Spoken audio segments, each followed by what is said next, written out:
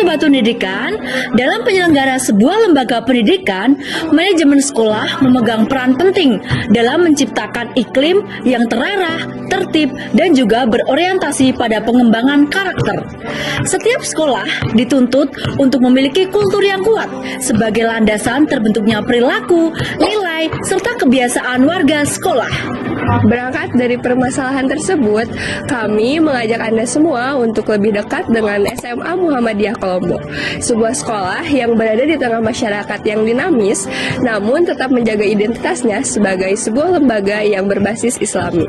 Penelusuran ini akan memperlihatkan bagaimana kultur sekolah yang ada di SMA Kolombo, Yogyakarta yang dibentuk oleh warga sekolahnya, sehingga tercipta lingkungan yang aman, tertib, kondusif, dan bisa berorientasi pada pembentukan karakter para peserta didiknya. SMA Muhammadiyah Kolombo adalah sekolah yang menekankan pembentukan karakter melalui kultur religius, disiplin, sopan santun, dan semangat pembelajaran yang tinggi. Sekolah ini bukan hanya tempat belajar, tetapi lingkungan yang membentuk kepribadian siswa melalui kegiatan pendidikan, pembiasaan, dan juga keteladanan sehari-hari. Dalam teori pengelolaan kultur sekolah dijadikan sebagai tatanan atau pedoman dalam kehidupan sehari-hari di lingkungan sekolah, yakni terdiri dari nilai, norma, tradisi, dan kebiasaan hari-hari suatu sekolah. Nah, pada teori ini menekankan 3 unsur, seperti yang pertama pengajaran nilai, lalu keteladanan, dan pengalaman praktik atau experiential learning.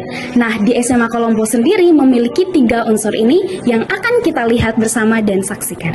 Untuk memperoleh gambaran yang lebih utuh mengenai bagaimana kultur sekolah tersebut dihidupi dalam keseharian, kami merasa penting untuk mendengarkan langsung penjelasan dari para pendidik yang terlibat dalam proses pembinaan siswa.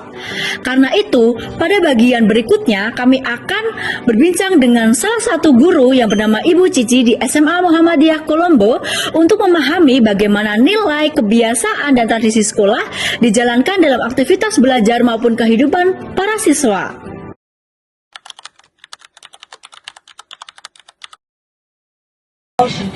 Sebelumnya, Assalamualaikum warahmatullahi wabarakatuh. Selamat pagi. Saya Sri Rizky Andadari atau biasa dipanggil Bunda Cici. Nanti saya yang akan menjadi narasumber untuk tugas adik-adik membahas tentang kultur sekolah.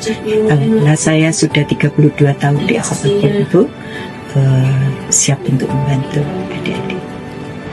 Menurut Ibu, bagaimana kultur sekolah ini mempengaruhi sikap, perilaku, dan perkembangan karakter siswa sendiri? Ya, kultur atau namanya pembiasaan positif itu sangat berdampak positif.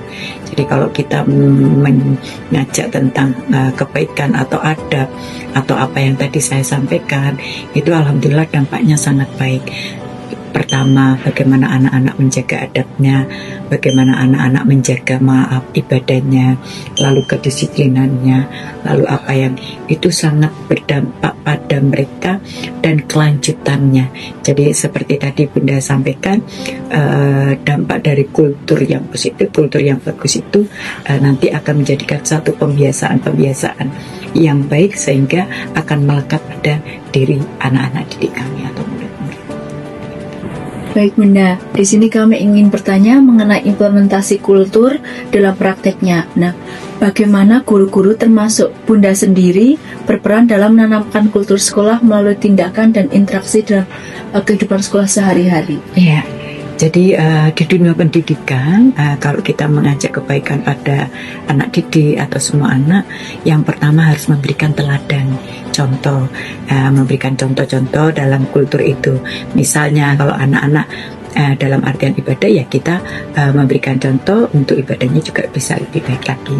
Lalu kultur yang lain, misalnya pembiasaan kita tentang senyum salam sapa, ya kita harus memberikan contoh pada anak-anak.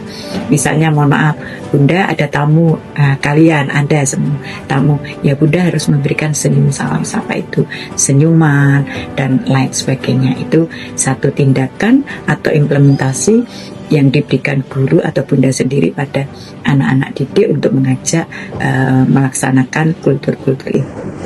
Baik Bunda, selanjutnya nih izin bertanya lagi. Kira-kira artefak atau simbol apa saja yang dapat kita lihat di lingkungan sekolah sebagai representasi kultural, religius, dan disiplin SMA Kolombo Yogyakarta? Ya, salah satunya bisa, mohon maaf, secara lingkungan fisiknya jelas, mohon maaf, masjid ya, ada masjid. Lalu mohon maaf lingkungan sekolah kami juga lingkungan semuanya, mohon maaf semuanya dalam artian Islam. Lalu bisa poster-poster ya, di lingkungan-lingkungan sekolah ada poster senyum salam sapa, ada membudayakan disiplin, ada juga mohon maaf wayang-wayang yang di situ juga bisa menjadikan fisik untuk budaya-budaya yang tentang pewayangan, juga bisa untuk mendukung kegiatan kultur itu. Baik, terima kasih Bunda. Baik, untuk yang terakhir Bunda, apa harapan Bunda terhadap pengembangan kultur sekolah di masa mendatang agar SMA Kolombo ini semakin berkembang terhadap kulturnya? Jadi harapan Bunda, kultur yang sudah bagus terus dipertahankan, dikembangkan lagi. Kita tetap tidak dalam artian menyesuaikan semuanya.